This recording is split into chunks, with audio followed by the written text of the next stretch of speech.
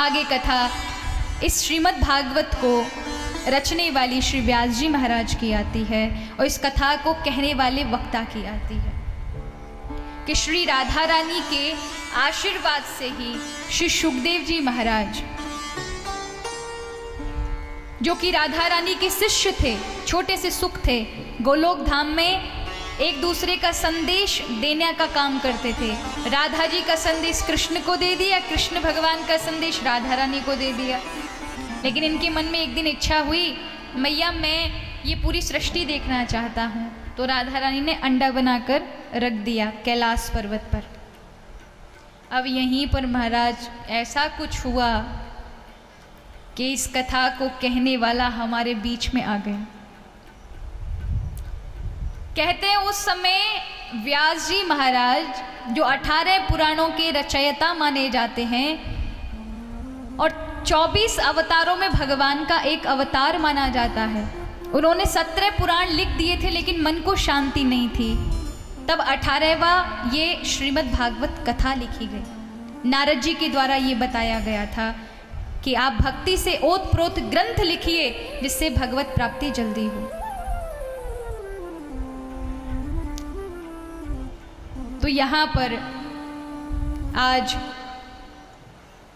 श्री व्यास जी महाराज 18 पुराण में से सबसे अंतिम पुराण श्रीमद् भागवत कथा लिखते हैं। और यहाँ श्री सुखदेव जी महाराज, जो कि अंडा बनकर अभी कैलाश पर्वत पर बैठे हुए थे, वहीं पर शिव और पार्वती इस श्रीमद् भागवत कथा को आपस में सुनते हैं और ये सुन लेते हैं उस कथा को। तो शिव जी क्रोधित हो जाते हैं, मारने के लिए दौड़ते हैं। तो ये व्यास जी की पत्नी के मुख में घुस करके गर्भ में आ जाते हैं और 12 वर्ष तक व्यास जी की पत्नी के गर्भ में रहते हैं। एक मैया 9 महीना रख लेगी बालक को, जरा विचार करो, 12 साल तक रखा। 12 साल के बाद भी नहीं निकले। जब जब पिताजी कहते बालक निकल जाओ, तो कहते थे पिताजी नहीं नहीं, बड़ा आनंद आता है भगवान के भजन में, बाहर निकल जाएंगे तो माया लग जाएगी। ऐसा कहा तो कहा भगवान कृष्ण के पास व्यास जी गए तो भगवान कृष्ण ने गर्भ में आकर के दर्शन दिया है और गर्भ में आकर दर्शन दिया, कहा पुत्र तुम्हें मेरी माया नहीं लगेगी। तो तुरंत अपनी माँ के गर्भ से निकले। जो नाल माँ के गर्भ से निकलकर बालक के साथ आती है, उस नाल को तुरंत उठाया, अपने कंधे पर डाला और महाराज वन की ओर निकल गए। माँ पिताजी चिल्ला रहे हैं, बेटा रुको रुको, हम तुम्हारे माँ पिता, पर उन्हें तो माया का लेश ही नहीं था। वन में प्रविष्ट हो गए। कहते हैं फिर व्यास जी ने अपने 2 शिष्यों को श्रीमद् भागवत कथा के 2 श्लोक रटा करके वन में भेजा, क्योंकि नारद जी ने कहा कि सुखदेव निर्गुण ब्रह्म के उपासक हैं, उनको ऐसे खींच के नहीं लाया जा सकता। लेकिन मैं तुम्हें विश्वास दिलाता हूँ, तुम भागवत के कुछ श्लोक वन में जा कर के उस बालक के कान में बोल दोगे तो उसका निर्गुण का ध्यान हट जाएगा, वो खिंचा चला जाएगा, ये मेरा वचन है। तो महाराज यहाँ पर जाते हैं शिष्यगण, तो वो खोज करते हैं तो वन में एक नन्हा सा 16 वर्ष का बालक बैठा था। उन्होंने जाकर कभी पलक उघाड़ी तो वो कुछ बोलता नहीं है, बस नेत्र बंद करके पता नहीं किस योग में डूबा हुआ है। शिष्य लोगों ने उठा करके लकड़ी के तिनके कान में डाले, लेकिन उससे उसको कुछ होता ही नहीं है।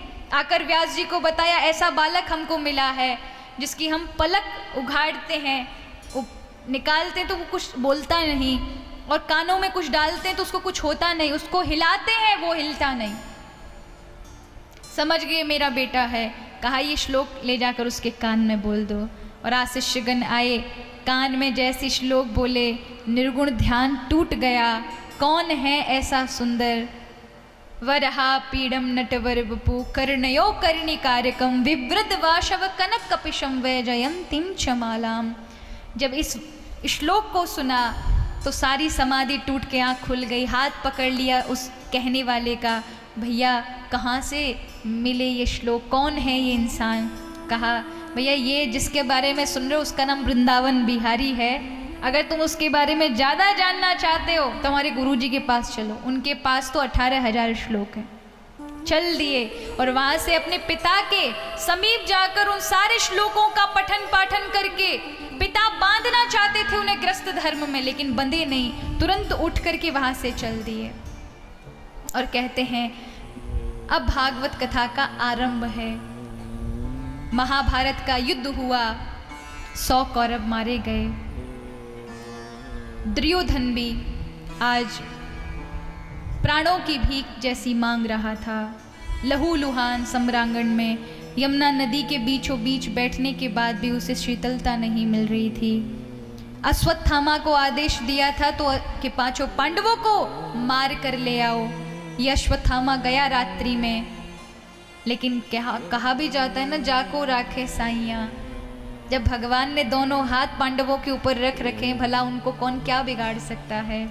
रात्रि में ही भगवान पांडवों को लेकर चले गए, क्योंकि उन्हें पता था कि अश्वत्थामा आ रहा है।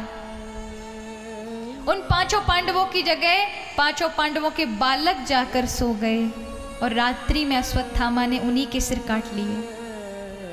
दुर्योधन के समीप लेकर गया। दुर्योधन ने देखते ही कहा, ये 5 पांडव नहीं हो सकते, इतना आसान नहीं है पांडवों के सिर लेकर आना। भीम का सिर उठा के लेके आया। वो सारे बालक पांडवों की तरह दिखते थे। भीम के बालक का जब सिर लाया गया, दुर्योधन ने देखा बड़ा कोमल है, ये भीम का सिर नहीं हो सकता। उसे दबाया तो वो पिचक गया। आज दुर्योधन कहता है, अरे दुष्ट, ये तूने क्या किया? ये 5 पांडव नहीं है, ये 5 पांडवों के पुत्र हैं, तूने बालकों की हत्या कर दी। अरे दुष्ट, तूने हमारे जीवन में कोई पानी देने वाला नहीं छोड़ा। माना कि हमें वैर है, लेकिन संतति से नहीं था। तूने जीते जी हमारे उस वंश को जो आगे बढ़ता, उस वंश को ही रोक दिया। रोते रोते अपने प्राण त्याग दिए। कहते दुर्योधन अधर्मी अवश्य था, लेकिन कायर नहीं था। उसने अश्वत्थामा के इस कृत्य को सराया नहीं, बल्कि उसे धिक्कारा कि तुमने गलत किया। सोते हुए बालकों को मार कर लेकर आया, जिनकी आंखें अभी खुली नहीं हैं, सो रहे हैं निद्रा में, तूने मार लाया। अपने आप को पुरुषार्थी बता रहा है। कहते द्रौपदी सुबह आती है, जब देखती है कि उसके 2 बालक सभी बालक मरे पड़े हैं, रक्त बह रहा है, तो रो पड़ी, चिल्लाती है, आर्यपुत्रों कोई हमारे बालकों को मार गया। तब 5 पांडव कहते हैं ना कि पूरे उस समय अर्जुन या तो अभिमन्यु के समय रोए थे या आज, जब अभिमन्यु की हत्या की गई महाभारत में, तब अर्जुन रोने लगे, बहुत ज्यादा रोने लगे। इतना रोए कि उन्होंने भगवान से कहा कि मुझे महाभारत युद्ध नहीं करना, मुझे मेरा बेटा जीवित चाहिए। आप तो अखिल ब्रह्मांड नायक हैं, आप तो ईश्वर हैं, आप मेरे गुरु के समान हैं, आप मेरे मित्र के समान हैं। आपके होते हुए मेरा बेटा मारा गया, मुझे जीवित चाहिए मेरा बेटा, मुझे बड़ा प्रिय है मेरा बेटा, अन्यथा मैं अपने प्राण त्याग दूंगा। अर्जुन के इस प्रकार के कार्यों को देख के, स्वभाव को देखकर भगवान कृष्ण ने उसे समझाया, कहा चलो मैं तुम्हारे पुत्र को जीवित करूंगा, लेकिन तुम्हें मेरे साथ चलना पड़ेगा। अर्जुन ने कहा जहां ले जाना ले जाओ, लेकिन मुझे मेरा बेटा जीवित चाहिए। आज भगवान ने रथ में बिठाया, अर्जुन को लेकर के हस्तिनापुर के बाहर यमुना के तट पर आए। कहा मुझे प्यास लग रही है अर्जुन, तुम जाकर जल लेकर आओ। अर्जुन दौड़कर, पुत्र के शोक में व्याकुल हैं, दौड़कर पात्र लेकर गए, भरा उस यमुना जल में, दौड़कर छल छलाते उस जल को दौड़कर भाग कर लेकर आए। माधव ये जल पियो और मेरे पुत्र को जीवित करो। भगवान ने उस जल को देखा, कहा अर्जुन जाओ, इस जल को वहीं पर छोड़ कर आओ। अर्जुन का ठीक है, दौड़ कर गया, जल को उसी जल में छोड़कर उस नदी के प्रवाह में छोड़ दिया, दौड़कर प्रभु के पास आया। अब माधव मुझे क्या करना है, मेरे बेटे को जीवित कर दीजिए। प्रभु ने कहा अब वही जल लेकर आ जो तूने बहाया है। दौड़े अर्जुन, दौड़कर जैसे ही वहां पर झुके और यमुना जल भरने ही वाले थे, तब उन्हें याद आया वो जल तो प्रवाह में बह गया। वो जल तो आ ही नहीं सकता। भगवान कृष्ण के पास खाली हाथ लौटे, हे केशव वहां जल की कमी नहीं है, लेकिन आपने जल का कहा कि वो जल चाहिए जो तुम बहाकर आए हो, वो तो किसी तरंग की प्रवाह में बहकर चला गया। जल तो बहुत है लेकिन वो जल नहीं है। प्रभु ने कहा, अर्जुन मैं वही समझाना चाह रहा हूं, जो निकल गया उसे दोबारा लाया नहीं जा सकता।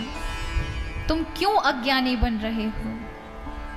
ये काल है, ये चक्र है।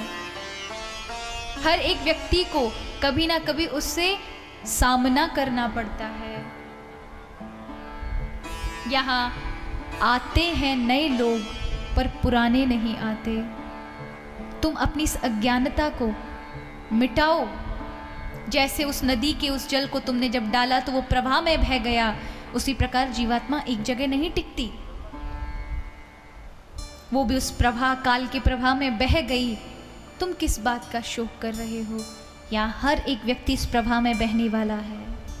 जब तक तुम्हारे दिए में तेल बाकी है तब तक तुम जल रहे हो। जिस दिन तेल का अंत हो गया उस दिन तुम्हारा भी दिया यहीं विराम कर जाएगा, तुम भी इस तरंग की भांति बह जाओगे। इसलिए किस बात की व्यर्थ की चिंता करना?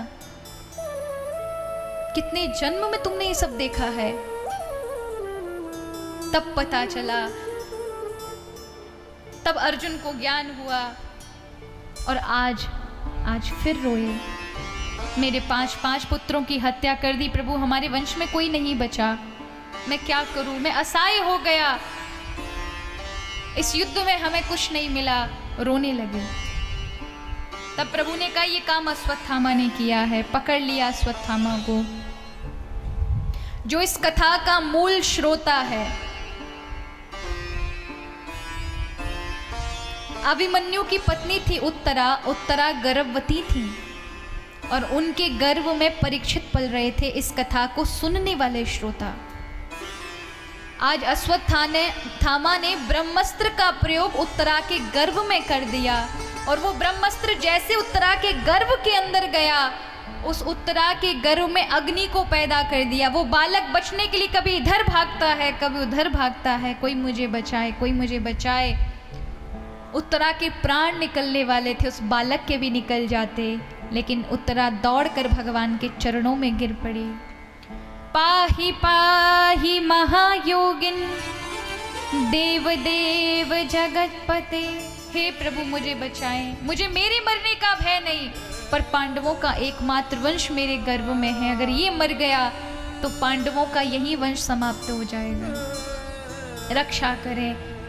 भगवान तुरंत 2 रूप में परिवर्तित हुए, एक रूप से सामने पांडवों के खड़े हैं और दूसरे रूप में उत्तरा के गर्भ में आकर उस बालक की रक्षा कर रहे हैं। इसलिए इस बालक का नाम परीक्षित पड़ा। परीक्षित का मतलब परी माने नारायण और नारायण द्वारा जो रक्षित है। आगे आज प्रभु ने इस उत्तरा के गर्भ की रक्षा की